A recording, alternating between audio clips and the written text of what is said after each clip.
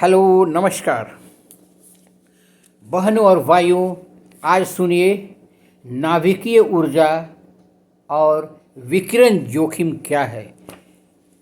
इसके पहले मैंने विकिरण के विभिन्न रूपों के बारे में अनेक ब्लॉग मैं आपको दे चुका हूँ। आपने सुना होगा, समझा होगा और आगे समझने की कोशिश करेंगे। सुनिए, नाभिकीय ऊर्जा और विकिरण जोखिम।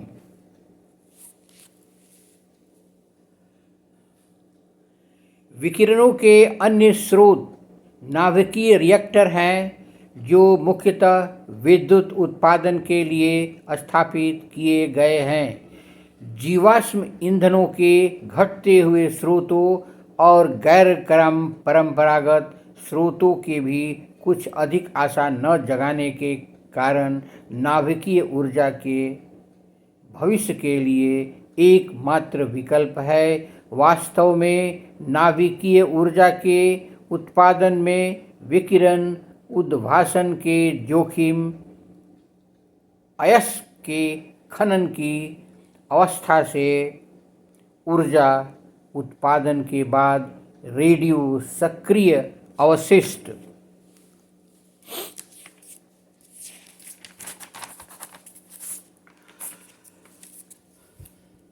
के निपटान तक बने रहते हैं।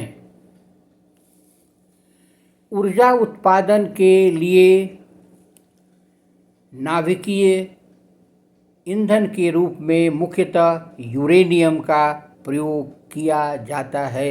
यूरेनियम खनन के साथ साथ रेडियम, थोरियम और अन्य संतति न्यूक्लियोटाइड जैसे रेडियो सक्रिय नाभिकों का भी उत्पादन होता है। ये नाभिकीय क्षयित होकर रेडियो सक्रिय गैस रेडॉन देते हैं, जो धूलि और अन्य परिवेशी कणों का निक्षेपित हो जाती है। खनकर्मी तथा निकटवर्ती निवासी अन्य गैसों का श्वसन कर लेते हैं या फेफड़े के लिए हानिकारक होते हैं। यूरेनियम के निष्कर्षण के बाद अवशिष्ट पछोड़न कहलाता है, जिसमें थोरियम की यथेष्ट सांद्रता होती है।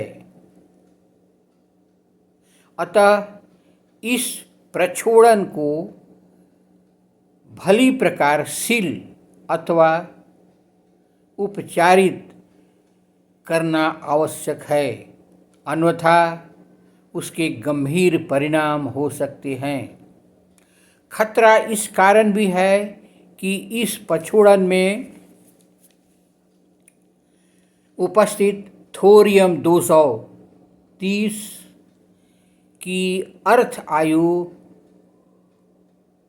8 लाख वर्ष होती है।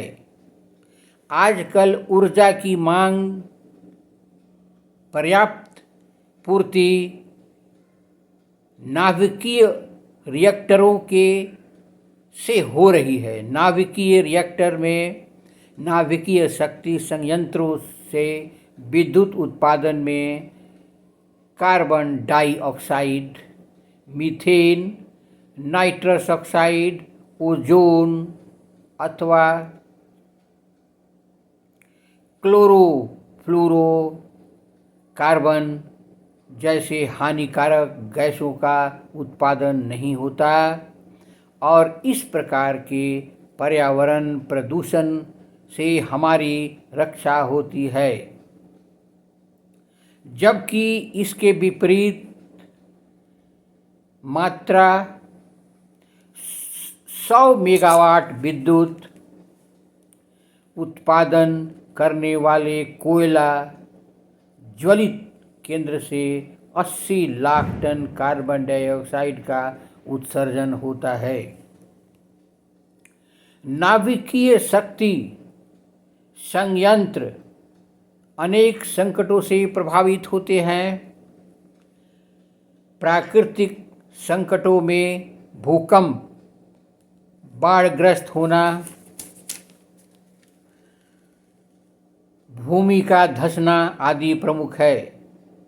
बाहरी कारणों के निकट स्थापित उद्योगों में दुर्घटना, अग्नि, विमान ध्वंस अथवा युद्ध, आतंकवादी गतिविधियों के फलस्वरूप बमबारी या प्रक्षेप्यास्त्र आक्रमणों आदि से हो सकते हैं। अभी आपने मेरे द्वारा सुना कि नाभिकीय ऊर्जा और विकिरण जोखिम क्या है। विकिरण से संबंधित अन्य फीचर और ब्लॉग मैं पुनः देने जा रहा हूं। आप मेरे चैनल को लाइक करें, सब्सक्राइब करें, बेल आइकन दबाएं। बहनों और भाइयों, मैं पुनः विकिरण के अन्य आयामों के बारे में बताने जा रहा हूं। नमस्कार।